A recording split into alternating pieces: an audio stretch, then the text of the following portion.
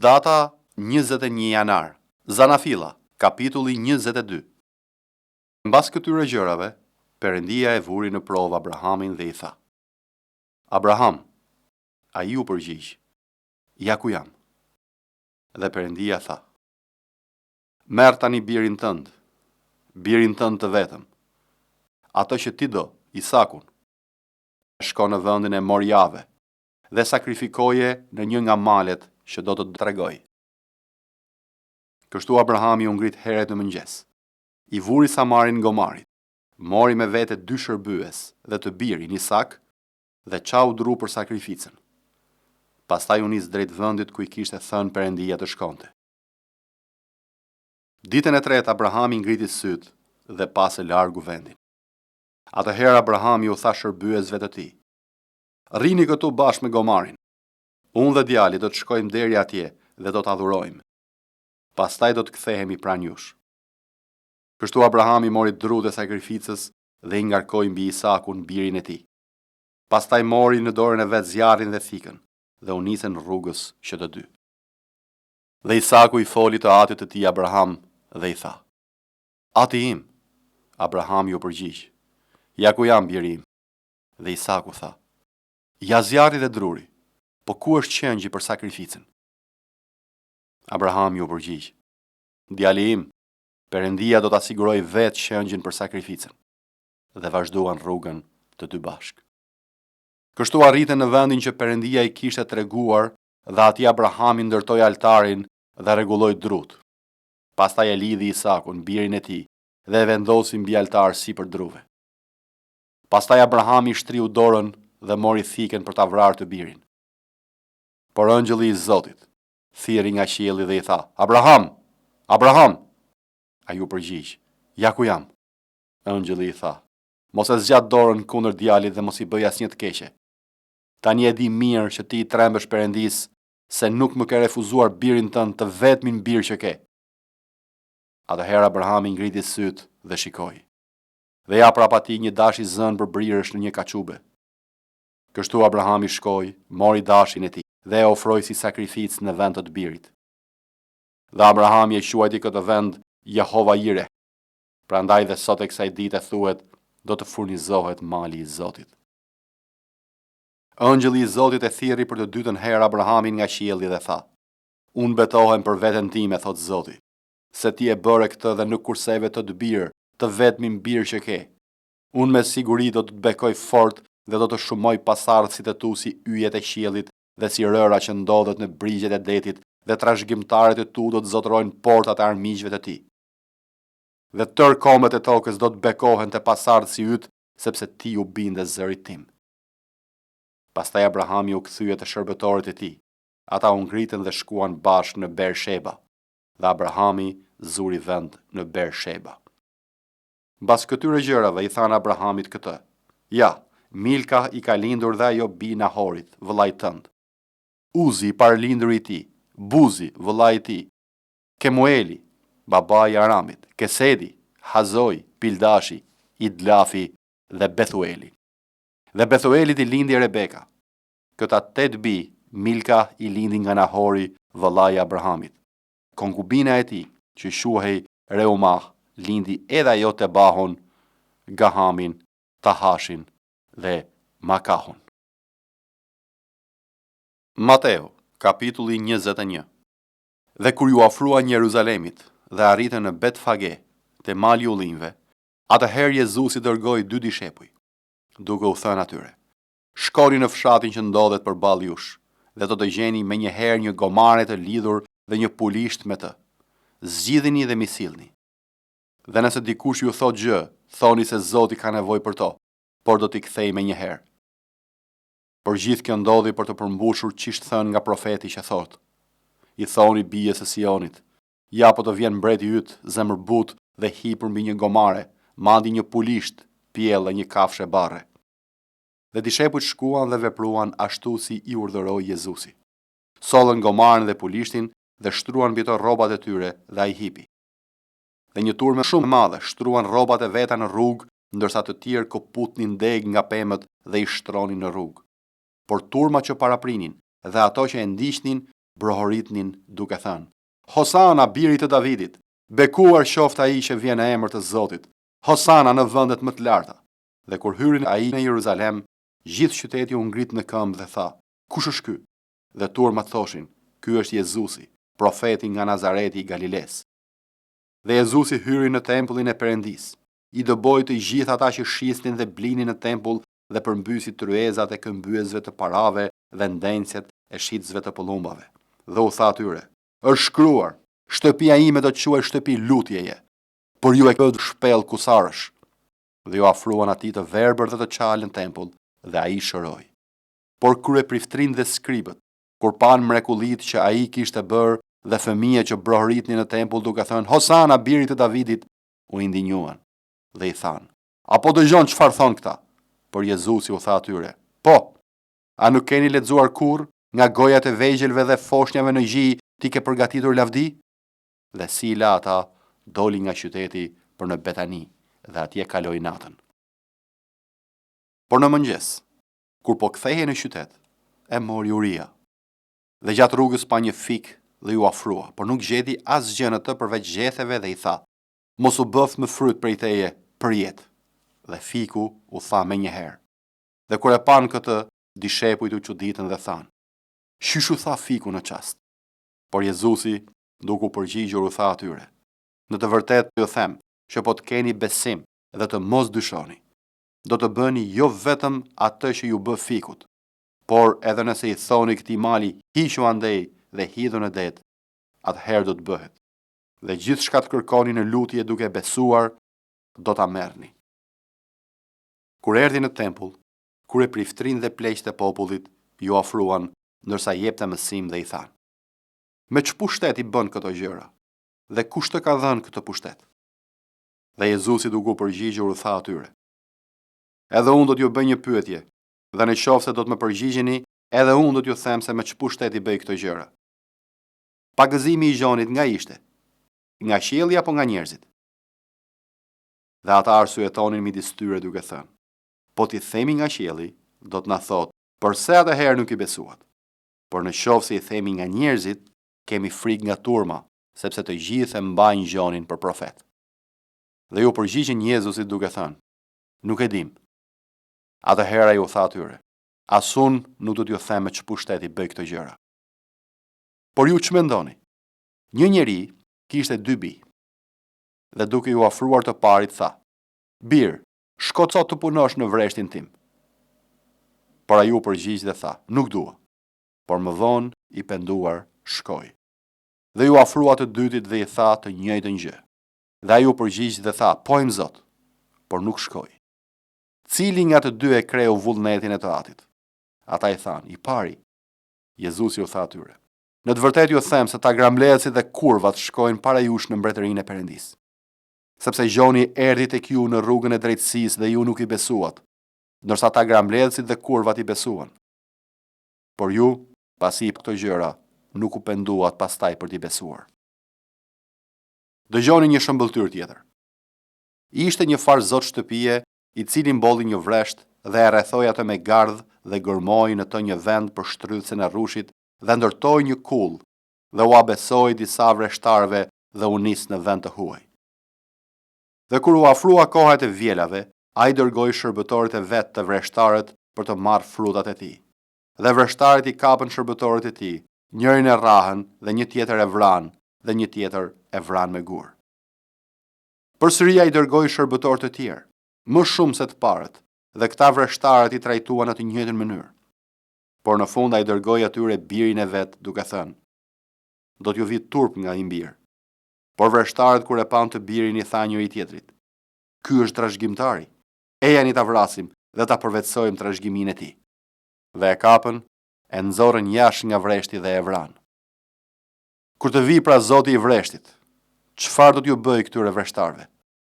Ata i thanë: Ai do t'i vras keqas ata të këqinj dhe do t'u abesoj vreshtin vreshtarëve të tjerë, të cilët do t'ja japin frutat në kohën e vet.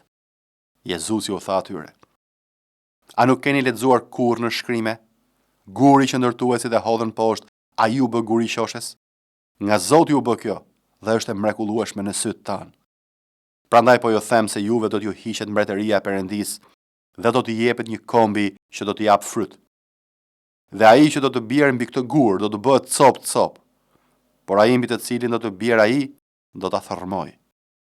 Dhe kryepriftrin dhe farisejt, kur i dëgjuan shëmbëltyrat e tij, e kuptuan se po fliste për ta, dhe kërkonin ta kapnin, por kishin frikë nga turmat, sepse e mbanin si profet. Nehemia, kapitulli 11. Krerët e popullit u vendosën në Jeruzalem. Pjesa tjetër e popullit hodhi me short që një në çdo 10 veta të vinte të banonte në Jeruzalem, në qytetin e shenjtë. 9 të 10 e tjera duhet të qëndronin përkundrazi në qytetet e tjera. Populli bekoi tërë ata që spontanisht u ofruan të banojnë në Jeruzalem. Këto janë krerët e provincës që u vendosën në Jeruzalem, por në qytetet e Judës secili u vendos në pronën e vet, në qytetin e vet. Izraelitët, priftrinj, levitët, nethinejt dhe bijtë e shërbëtorëve të Salomonit. Në Jeruzalem u vendosën një pjesë e bijve të Judës dhe të Benjaminit. Nga bijtë e Judës, Atahjahu, biri i Uziahut, biri i Zakarias, bir i Amarjahut, bir i Shefatjahut, biri Mahaleelit, nga bijtë e Perecit, dhe Maseja, bir i Barukut, bir i Kol Hozehut, bir i Hazanjahut, bir i Adajahut, bir i Jojaribit, bir i Zakarias, bir i Shilonitit. Shuma e bijve të Perecit që u vendosën në Jeruzalem, 468 trima. Këto janë bijtë e Benjaminit: Salu, bir i Mashulamit, bir i Joedit, bir i Pedajahut, bir i Kolajahut, bir i Masejahut, bir i Ithielit, bir i Isaias. Pasti Gabaj dhe Salaj, gjithsej 928. Joeli, biri i Zikirit, ishte i pari i tyre dhe Juda, biri i Senuahut, ishte shefi i dytë i qytetit. Nga priftrind, Jedajahu, biri i Jojaribit dhe Jakini, Serejahu, biri i Hilkiahut, biri i Meshullamit, biri i Cadokut, biri i Merajothit, biri i Hajtubit, ishte i pari i shtëpisë së Perëndis. Vëllezërit e tyre të caktuar me punë në tempull ishin 822 veta, dhe Adajahu, bir i Jorahimit, bir i Pelaliahut, bir i Amcit, bir i Zakarias, bir i Pashhurit, bir i Malkijahut, dhe vëllezërit e tij, të parët e shtëpive atërore, ishin gjithsej 222 veta. Dhe Amashai, bir i Azarelit, bir i Ahazit, bir i Meshilemothit, bir i Imerit dhe vëllezërit e tyre, burra trima, ishin 128 veta. Zabdieli, biri i Gedolimit, ishte i pari i tyre. Nga levitët, Shemajahu, biri i Hashubit, biri i Hazrikamit, biri i Hashabiahut, biri i Bunit, Shabethaj dhe Jozabadi, të caktuar në shërbimin e jashtëm të shtëpisë së Perëndis midis krerëve të levitëve, dhe Metanjahu, biri i Mikas, biri i Zabidut, biri i Asafit, që fillonte lëvdime gjatë lutjes, i pari, dhe Bakbukjahu, i dyti ndër vëllezërit e tij, dhe Abda, biri i Shamuas, biri i Galalit, biri i Jeduthunit. Shuma e levitëve në qytetin e shenjtë, 284 veta. Dertarët, Akubi, Talmoni dhe vëllezërit e tyre, rojtar të portave, 172 veta. Pjesa tjetër e Izraelit, e priftrinjve dhe e levitëve u vendosën në të gjitha qytetet e Judës, secili në pronën e vet. Nethinejt u vendosën mbi Ofelin. Ciha dhe Gishpa ishin në kryet e nethinejve. Kryetari i levitëve në Jeruzalem ishte Uzi, biri i Banit, biri i Hashabiahut, biri i Matanjahut, biri i Mikas, nga bijtë e Asafit, që ishin këngëtarët e caktuar për shërbimin e shtëpisë së Perëndis.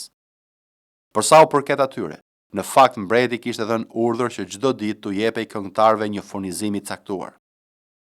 Pethahjahu, biri i Meshezbaelit, nga bijtë e Zerahut, birit të Judës, ishte i deleguari i mbretit për të gjitha punët e popullit.